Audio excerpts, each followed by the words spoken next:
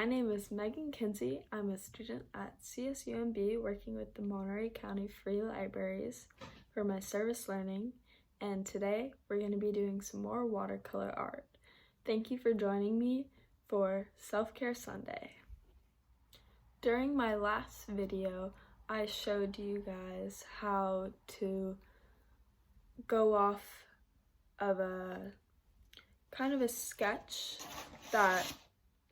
or a print that was already made. I added some stuff from last time, and today I'll be showing you how to start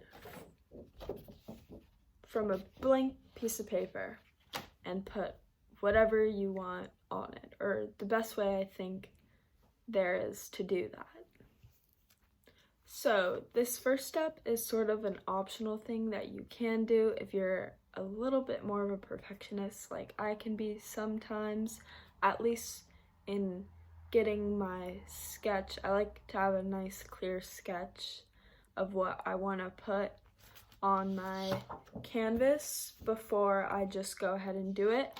But if you're feeling up for it, just fill your canvas with a little sketch of whatever you would like to paint, or you don't have to do a sketch at all, and you can just go in with colors and create some shapes or design later. I personally don't really do that too much just because I prefer having a clear image of what I want to create.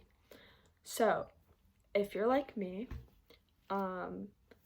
I like to go places, and when I go places, I draw the area around me. For example, this is the one that I'm going to be putting on a canvas today. I was just at like a little cafe, and there's some nice trees and a river back here and a nice patio. So I'm gonna be putting that on a canvas today and painting it. I do this with a lot of my other ones as well. I'll just show you guys an example.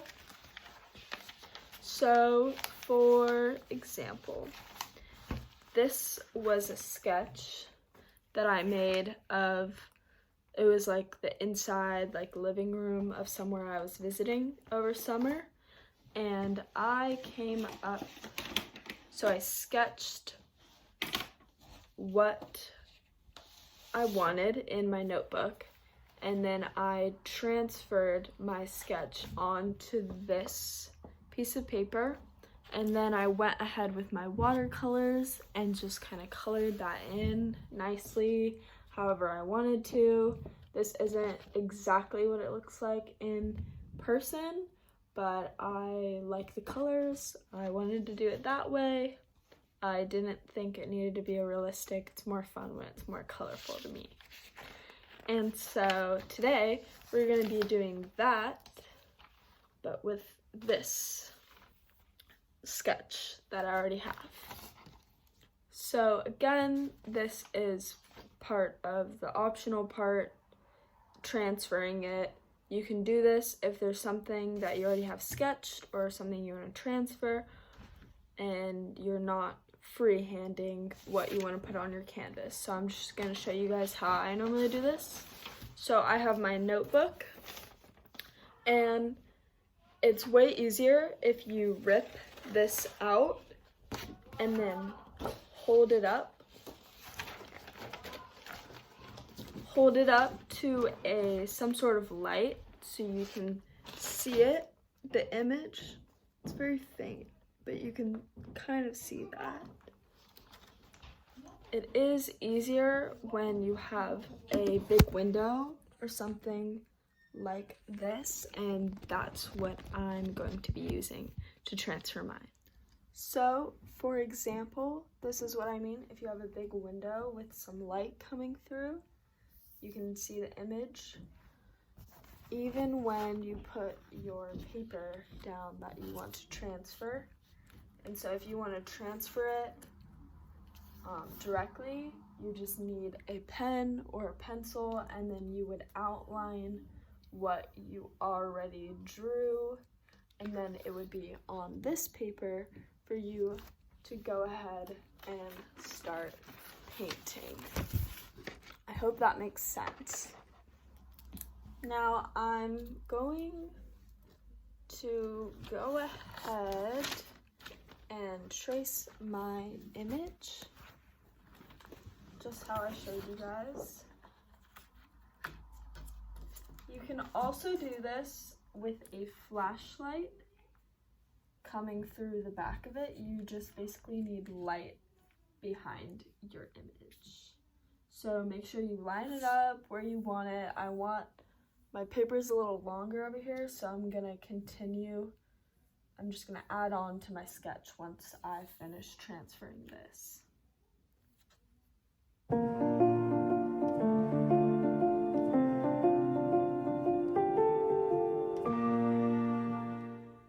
So this was my sketch, and I transferred this much onto my canvas, and I started adding in little details like the fencing that I want to show. So if you're happy with what you traced from your sketch onto your canvas, then you can go ahead and start or skip this step. But if you do want to add a little more detail into gates and floors or the sky, I suggest doing it now so you know not to add, or where not to add or where to add certain colors. Like if I want my fence to be brown, I'm gonna detail this in now so I don't paint this whole thing blue, because I'm gonna have a little river behind it that you'll be able to see over here, but not so much in the fencing over here. I hope that makes sense. But for really small details like trees, I may just mental note to myself that I want the surrounding trees to be like orange, and then draw in little details of leaves afterwards. But you can also draw the leaves in now before you start painting. It's whatever you prefer. I'm just gonna do it after I add the color to this, just because I feel like I might lose a lot of the detailing when I go to color it, and it may be super just sort of long to very detailed to go back over each individual leaf in my pen that I want to stick out in my painting. I hope that makes sense. So once you have your sketch as detailed or not detailed as you want, this is mine, we're gonna go ahead and start painting, the fun part. We're gonna start off by dipping our paintbrush of choice into the water, and just make it drip off a little bit. You don't want too much. And I'm going to start with blue. I want to get that sky going. I want it this really light blue, I think. So I'm just gonna spread that out. There we have it. I like that blue, so I'm just gonna keep going on that. One of the really important things is to always keep your brush wet. You never want it to be dry, because with watercolors, if something's dry, it's not gonna pick up, your brush won't pick up the color at all. Like if I rub my finger on this, there's no pigment, but if I go like that, this one, it turns blue. So that's kind of what your brush is doing. So just keep that in mind, but you don't want them to be too wet or else they get super watery, and even if it's like really good watercolor paper, your paper could start getting a little wavy, and you don't want that. It's not going to ruin your painting, but it will ruin the sort of quality of the paper. And with watercolors, it's really easy. Okay, I'll just show you guys. It's really easy. Like, say if I want an orange that's a little more red, I can mix them together and like just get it. For this, I usually just get it really wet because you want to just get a lot in there for when you're mixing. And usually you'd want to dip your brush before you switch colors, but since they're watercolors, it is a little easier for you to get rid of that. And then, so if you were to blend them together, I kind of have like this orangish red color. And then I just have like a nice red, kind of orange. And you can go ahead and just, okay, so my brush is super red, so I'm gonna rinse it off before I add more orange. Take my orange and just add it in to make that same color. It's a little bit more orange than I want it. I wanted a little more red, so add a little more red. And you should eventually, going back and forth between the two, you can make the color that you want. I have a few things in here from past ones that are dried, so if you have some of that, I suggest rinsing it out unless you're trying to recreate a similar color. Drops of water, sometimes that happens. That's why you want to make sure your paintbrush isn't too wet in between getting rid of colors, adding colors. But if that just happens, you can just take a paper towel, or even just like, so it's just water, it's not really any color in it, so I'm just gonna take my sweatshirt and just dab it very lightly like that. Don't smear it, or it could make the pen smudge. Or if you had other colors down already and that happened, you could also do that with like a paper towel, and it shouldn't mess up your colors that are around it. But if you swipe it like that, then the colors will come up and kind of smudge. Whenever you reload your paintbrush, it will always be the most pigmented in the beginning. With watercolors, it's sort of hard to keep like a consistent color. See, right over here, this came out a little bit darker than the rest of it over here did, and I have to test it before to see if it's the same color, because when you're adding the water, even with me, like I've been doing this for a little while, and sometimes, you know, the water has a mind of its own, so you just gotta roll with it. But if you don't like how dark this came out, you can add a little bit of water. Just go in with your paintbrush with water and sort of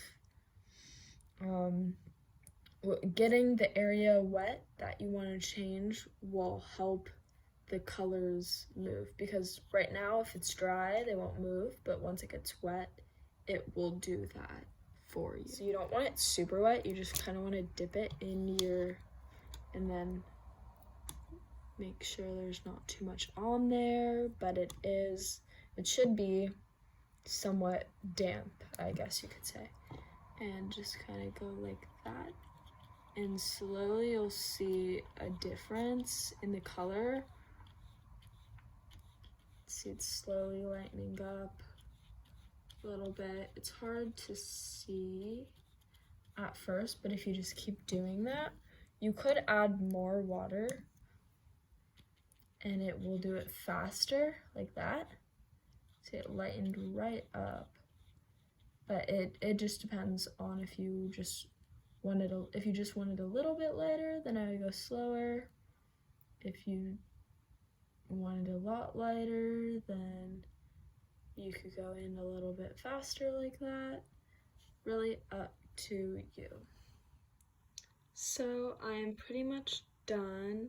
I think I might go in with my pen and try to make the chairs and tables stand out a little more. They got a little lost. And I might add some detail to the grass over here, and I might add leaves, but I kind of like how it turned out from me dabbing it. This is my final product. And another thing you can do is add some tracing. You can take your pen and go over lines that are in your painting that may have gone mixed in with the colors or a little hard to see. I'm gonna do that with some of my umbrellas that are a little hard to see now, and maybe some of the tables too. But this is totally optional. If you're perfectly happy with how your painting came out, then you're finished. You finished another one. So, thank you again for joining me today. I hope to see you next.